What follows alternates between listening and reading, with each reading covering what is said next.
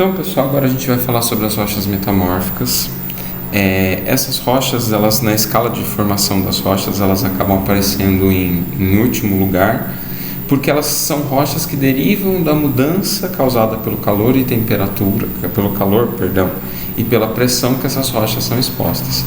Então, primeiro precisa ter pelo menos uma rocha original, uma rocha ígnea que metamorfoseia, ou uma rocha sedimentar que vai também metamorfosear, formando rochas diferentes. E as rochas metamórficas, pessoal, elas têm como principal característica a sua dureza e resistência.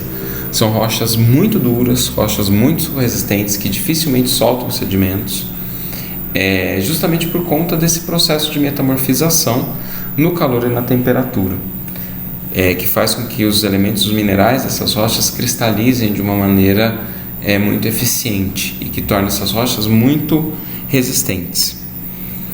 Isso também atrapalha a questão, por exemplo, do uso comercial desse tipo de rocha, porque é muito difícil de cortar, é muito difícil de trabalhar com esse tipo de rocha devido à sua dureza.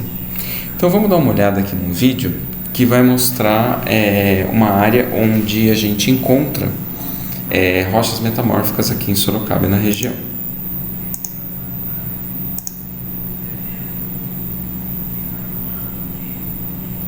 Então aqui a gente tem um afloramento de xisto metamórfico, uma rocha metamórfica que vem de basalto. Então basalto, exposto a temperatura e pressão, vai se transformar em xisto metamórfico. Aqui a gente consegue ver o rio Sorocaba, a gente está na margem do rio Sorocaba, próximo de uma queda da água, que é próximo da Cachoeira da Chave. E se a gente observar aqui na margem, a gente vai ver um afloramento de rochas, que foi exposto pela ação erosiva do rio. O rio vai tirando o solo e vai expondo a rocha matriz logo abaixo. E se a gente observar bem, é uma rocha bastante resistente. A gente consegue perceber a ação da erosão, porque ela está toda desgastada, ela não fica lisa, porque existe uma diferença de minerais com uma diferença de dureza na composição dessa rocha. Então a gente consegue enxergar esse aspecto mais granuloso dessa rocha. Então aqui nesse outro momento a gente consegue ver um monólito grande e a gente consegue ver a interface entre a rocha e o solo, Essa camada aqui já é solo e aqui está a rocha matriz. Esse solo ele foi formado tanto pelo intemperismo dessa rocha matriz quanto pela deposição de sedimento vindo ali da Serra de São Francisco, que acabou depositando aí ao longo dos milhões de anos. Então a gente vai ver aqui o local da coleta, que está o município de Sorocaba. A coleta dessa rocha ela foi feita aqui, está vendo aqui o rio Sorocaba, sai aqui da represa de Tupararanga, tem aqui os granitos de São Francisco e aqui essa intrusão desse xisto metamórfico, que ele é resultado, o xisto ele deriva da metamorfização de basalto, de um derrame, de uma erupção vulcânica, de processos vulcânicos que aconteceram aqui na região aproximadamente há 500 milhões de anos.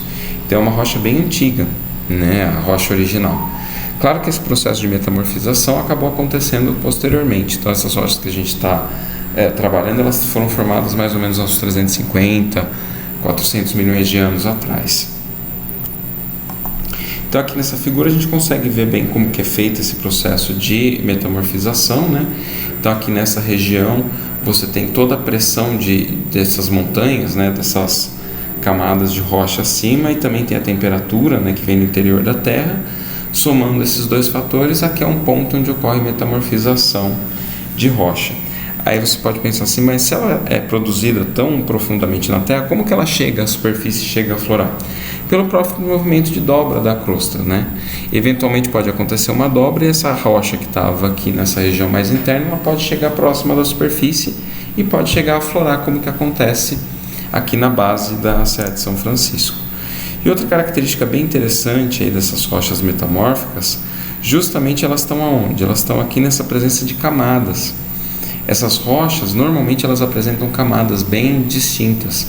E essas camadas, elas podem ser resultado tanto da rocha original, que já tinha camadas, ela vem de uma rocha sedimentar, como é o caso da amostra B, que vocês estão vendo, E diferente da amostra C, que é uma amostra de uma rocha sedimentar, ela não solta, né, nenhum pó, nenhum sedimento. Por quê? Porque ela já passou pelo processo de metamorfização.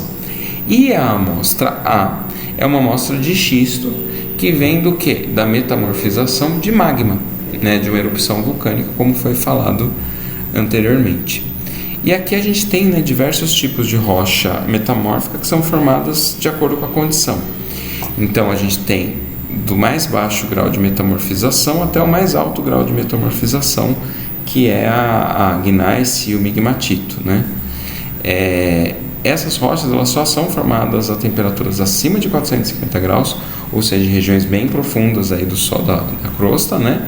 E com elevadas pressões. O xisto que a gente está observando é esse daqui, né? Só que o nosso xisto ele acaba sendo um pouco mais amarronzado porque tem intrusão de ferro. Então é uma rocha muito rica em ferro. Então ela acaba tendo essa cor mais acastanhada, mais amarronzada. Mas ela foi formada, né, mais ou menos 300 graus aí de temperatura e também uma pressão média.